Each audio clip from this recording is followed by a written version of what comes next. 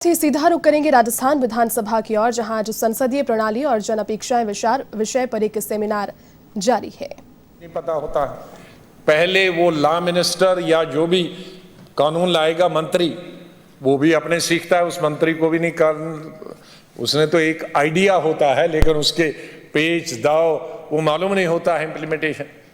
तो एक जो मिनिस्टर होता है जिसको लॉ वाला सिखाता है, वो फिर सदन को सिखाता है, फिर ये एमएलएज का काम है हम पब्लिक को सिखाएं, तो वहां टीचर हम बन जाते हैं। कोई भी वाटर सप्लाई की स्कीम हो, एजुकेशन की स्कीम हो, हेल्थ की स्कीम हो, कितनी स्कीमें हैं, कितने हमारे लोगों को उसका अर्थ मालूम है, कोई मालूम नहीं है। तो वहां हमें टीचर का काम करना है, लेजिस्लेचर को। लेकिन लेजिस्लेचर टीचर तब बनेगा जब खुद समझ लिया होगा मंत्री बोलने के वक्त। मैंने ये भी देखा है, जब तक मंत्री बोलते हैं अपनी किसी स्कीम के बारे में, पार्लियामेंट हो या विधानसभा हो, 1/4 मेंबर भी नहीं होते हैं, और जो नहीं रहा वो वंचित रह गया। और किसी की जो एक्टिव है, जिसकी समझ आया तो वो बात करता था, नहीं अगर ऐसा नहीं होगा तो ऐसा होगा, और अगर ऐसा हुआ तो कैसे होगा, तो वो उस मंत्री को समझाना है। तो एक अच्छा टीचर के लिए, अपनी कॉन्शियंस के लिए और पब्लिक के लिए उस स्कीम के बारे में पहले आपको खुद स्टूडेंट बनना होगा, और फिर आप अच्छे टीचर उसके होंगे और लोग फिर उस स्कीम का फायदा उठा सकते हैं, वरना वो उसका लाभ नहीं उठा पाएंगी। जिस चंद लोगों को उस स्कीम का मालूम होगा, जानकारी होगा।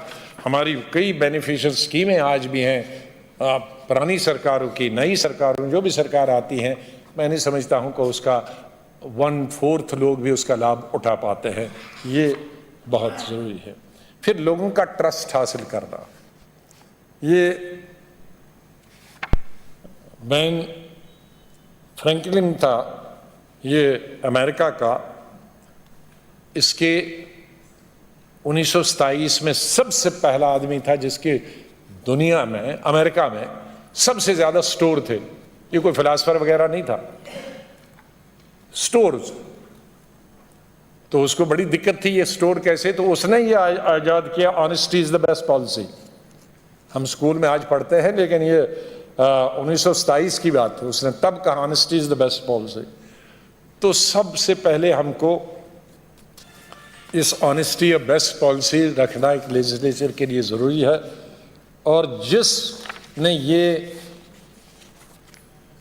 लोगों में विश्वास किया कि ये बड़ा ऑनेस्ट है, तो लोग आप पर भरोसा करेंगे। लोगों का भरोसा जीतने के लिए ये रेपुटेशन बनाना बहुत ज़रूरी है। और विपक्ष और रूलिंग पार्टी की एक वर्किंग रिलेशनशिप हो। आप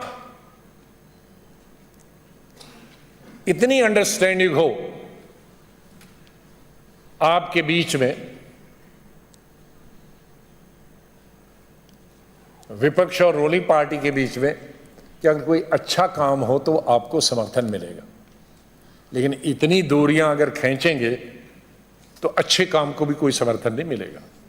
ये दोनों तरफ से हो सकता है। तो एक वर्किंग रिलेशन बनाने की बहुत ज़्यादा ज़रूरत है। तो मुझे पूरा विश्वास कि जो सब्जेक्ट जोशी साहब ने चुने हैं, और आप वाइस प्रेसिडेंट साहब और सेक्रेटरी जनरल साहब यहाँ मौजूद हैं, मुझे पूरी उम्मीद है कि इससे हमारे दूसरे लोगों को भी एक इंस्पिरेशन मिलेगी बाकी स्टेट के। बल्कि मैं चाहता कि आप लोगों को दूसरे स्पीकर भी बुलाने चाहिए थे, और यहाँ से एक ऊर्जा और एक नया सब्जेक्ट लाने के बाद ले जाते। और इसको हमने, अगर आप लीड लें तो आपको इसको डिस्ट्रिक्ट में ले जाना चाहिए। उनकी भी एक अलग, अब जिला परिषद की अलग है, जहाँ उनकी भी यही परेशानियां। तो कुल मिलाकर मैं कहूँगा कि इस लोकतंत्र में, जहाँ हम सब ने सर्वाइव होना है, जुडिशरी ने भी सर्वाइव होना है, एग्जीक्यूटिव ने भी सर्वाइव होना है। लेजिस्लेचर का सबसे बड़ा रोल है, क्योंकि हमने कानून बनाने हैं जो सुप्रीम कोर्ट उनका इस्तेमाल कर सकती है, उससे न्याय दे सकती है। एग्जीक्यूटिव बनाएं जिससे वो लोगों के लिए प्रोग्राम बना सकते हैं, और कॉन्स्टिट्यूंसीज को भी अपने देखना है। एक चीज़ इसमें लेजिस्लेचर के सारे काम में एक चीज़ का कत्ल होता है, वो कत्ल हो जाता है हमारी जो प्राइवेसी है। ये प्राइवेसी जजेस को है, ये प्राइवेसी एग्जीक्यूटिव को है, लेकिन ये प्राइवेसी एग्जीक्यूटिव के उस अंग को नहीं है जो मिनिस्टर या प्राइम मिनिस्टर है, और लेजिस्लेचर को नहीं। प्राइवेसी का मेरा मतलब नहीं है कोई चोरी छुपे किसी से बात करना। प्राइवेसी का मतलब हमारी फैमिली आते हैं, हमारे बच्चे आते हैं, वो हम छोड़ जाते हैं, और उसका आज हम परिणाम आज देखते हैं। मेरे बच्चे स्कूल जाते थे दिल्ली में ही, और दोनों बच्चों की ग्रेजुएशन तक में उनके स्कूल सिर्फ एक दफ़ा गया हो। एक बच्ची की तो जा ही नहीं पाया, बच्चे के एक। और वो भी किसी ने कहा अरे तुम्हारे पापा जैसे लगते हैं।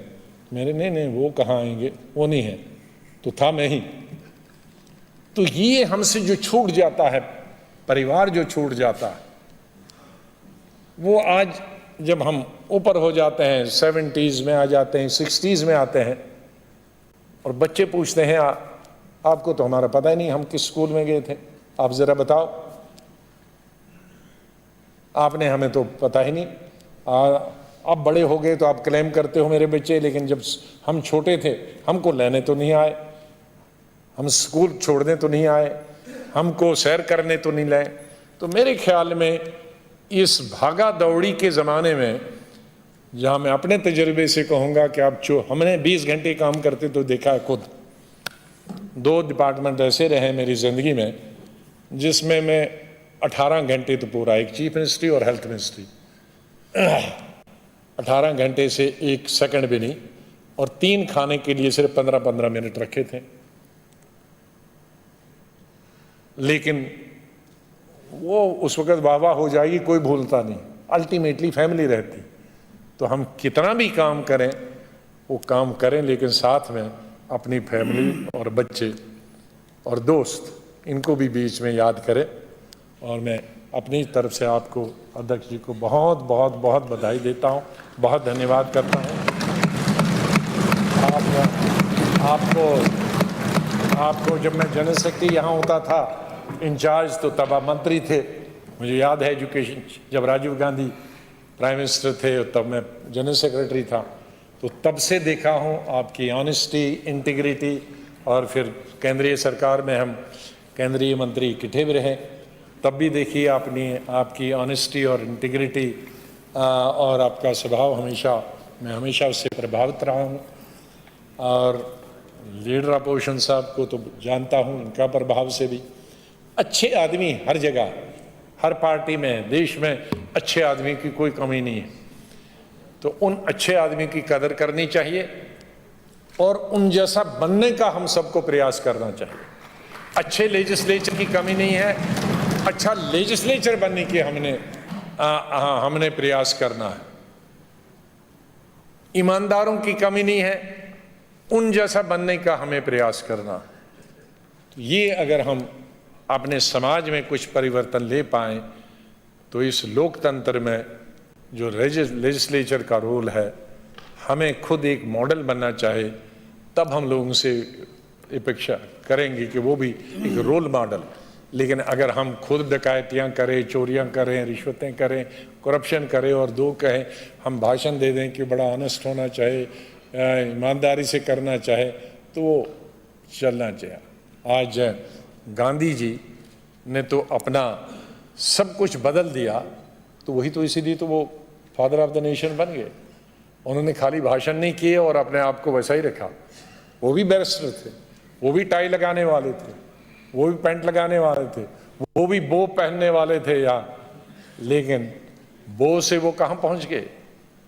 क्योंकि उन्होंने अपने आप को रोल मॉडल बनाया और फिर इतने करोड़ों लोगों को, तब के करोड़ों, तब जिसमें हिंदुस्तान, पाकिस्तान, बांग्लादेश मिलाकर इतने करोड़ अगर किसी के पीछे चले जाएं तो कोई पागल नहीं है इतने करोड़ों लोग के एक आदमी जिनके बदन पे पूरे कपड़े भी न हों तो चलें, क्योंकि सच इंसान रोल मॉडल।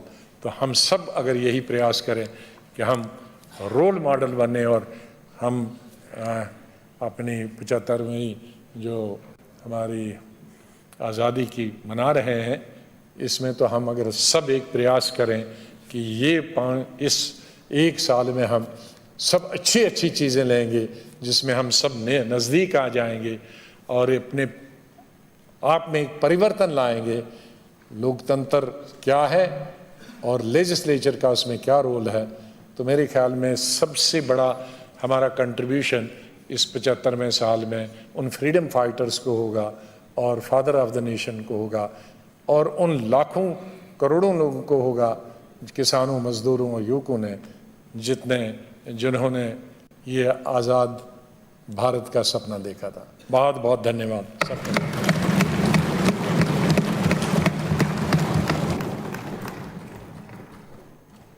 धन्यवाद आपके प्रेरक उद्बोधन के लिए माननीय श्री गुलाम नबी आज़ाद जी, पूर्व सांसद राज्यसभा।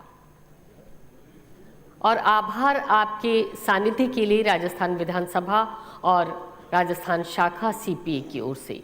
आज के आयोजन की स्मृतियां बरसों बरस आपके जहन में रहे। डॉक्टर सीपी जोशी जी, माननीय अध्यक्ष राजस्थान विधानसभा और प्रेसिडेंट सीपीए राजस्थान शाखा, आपसे आग्रह करना चाहेंगे आज के आयोजन की स्मृतियों के लिए एक स्मृति चिन्ह आपको भेंट करें।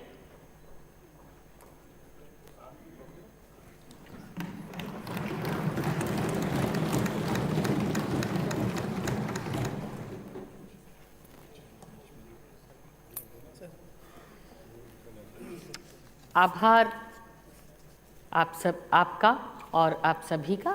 श्री संयम लोढ़ा जी सदन में सक्रिय सदस्य के रूप में जाने जाते हैं। आप तीसरी बार राजस्थान विधानसभा के सदस्य निर्वाचित हुए हैं। आप राष्ट्रमंडल संसदीय संघ की राजस्थान शाखा के सचिव हैं। आपसे अनुरोध करना चाहेंगे आभार प्रदर्शन के लिए। हमारे आज के खास मेहमान पूर्व केंद्रीय मंत्री गुलाम नबी आज़ाद साहब, हमारे सीपीए के और राजस्थान विधानसभा के अध्यक्ष आदरणीय डॉक्टर सीपी जोशी साहब, प्रतिपक्ष के नेता और सीपीए के उपाध्यक्ष आदरणीय गुलाब चंद जी कटारिया साहब, माननीय सदस्यगण,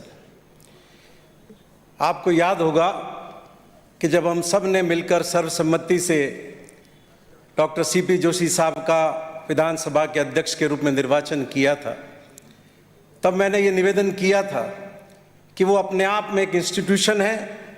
इतने वर्षों में हमने उनसे बहुत सीखा है और उनके इस संवैधानिक पद पर आसीन होने से राजस्थान विधानसभा की परंपराएं मजबूत होगी, राजस्थान विधानसभा मजबूत होगी और पूरे देश में एक संदेश राजस्थान की विधानसभा के माध्यम से जाएगा।